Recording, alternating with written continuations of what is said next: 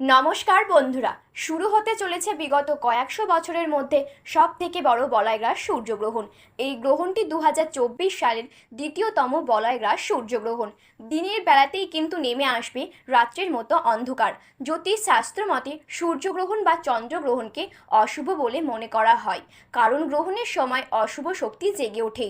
ফলে বিভিন্ন জাতক জাতিকাদের মধ্যে খারাপ প্রভাব এবং ভালো প্রভাব উভয়ই লক্ষ্য করা যায়। এই সময় গর্ভবতী মহিলা এবং শিশুদেরকে অন্তত সুরক্ষিত থাকতে বলা হয়। খালি চোখে সূর্যগ্রহণ দেখা অন্তত ক্ষতিকর। এর পাশাপাশি জ্যোতিষশাস্ত্র মতে গ্রহণের সূতককালে কিছু কাজ তথা আচরণ সম্পূর্ণ বর্জনীয়। নিজেদের কক্ষপথে পরিক্রমণের সময় যখন সূর্য এবং পৃথিবীর মাঝে চাঁদ চলে আসে, সেই সময় চাঁদের আড়ালে সূর্যরশ্মি পৌঁছতে পারে না পৃথিবীতে। এই মহাজাগতিক অবস্থানের জন্যই সূর্যগ্রহণ হয়। সব সময় অমাবস্যা তিথিতেই সূর্যগ্রহণ হয়ে থাকে। এ বছরের প্রথম সূর্যগ্রহণ হয়েছিল 8ই এপ্রিল এবং এ বছরের দ্বিতীয় সূর্যগ্রহণ হবে 2রা অক্টোবর। ভারতীয় সময় অনুযায়ী 2রা অক্টোবর রাত 9:13 থেকে শুরু হবে সূর্যগ্রহণ, চলবে রাত 3টে থেকে 17 পর্যন্ত। তবে দীর্ঘ এই গ্রহণ ভারত থেকে দৃশ্যমান নয়।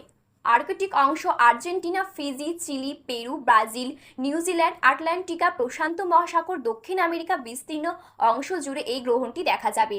সাধারণত গ্রহণের 12 ঘন্টা আগে থেকে শুরু হয় সূতককাল। জ্যোতিষ তথা বাস্তু বিশেষজ্ঞ গৌরব কুমার দীক্ষিতের মতে রান্না করা, খাবার খাওয়া, ধারালো অস্ত্র ধরা, কোনো শুভ কাজ করা এই সময় নিষিদ্ধ। পুজো, নামগান, ভজন এই সমস্ত কিছু সূতককালে করা যাবে বলে মত জ্যোতিষীর।